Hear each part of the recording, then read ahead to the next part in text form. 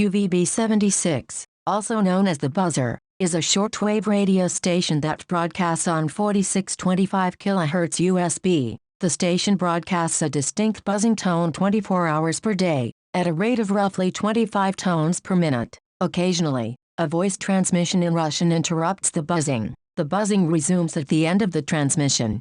The buzzing tones last approximately 1.2 seconds, then pause for 1 to 1.3 seconds, and then repeats. These tones repeat 24 to 31 times per minute.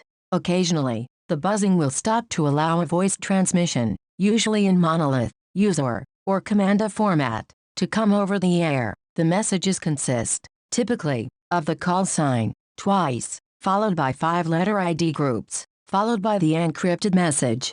The buzzer was often believed to be a part of the Russian perimeter dead hand system, but this is not possible, as the station experiences frequent breakdowns. Conversations can sometimes be heard in the background, suggesting the tones are generated by a machine placed in front of a live microphone. The original location of UVB-76 was believed to be in Pavarovo, Moscow Oblast, Russia. This was confirmed by urban explorers who explored the abandoned site and found a logbook of a signal broadcasting on 4625 kHz. UVB-76 is thought to currently be broadcast from Naro-Fominsk, Moscow Oblast, Russia. It is believed to be operated by the 69th Communications Hub of the Russian military.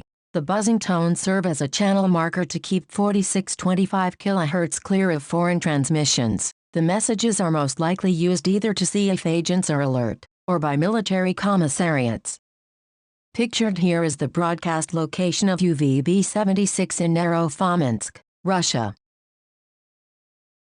Further information and reading can be found in the description section of this video.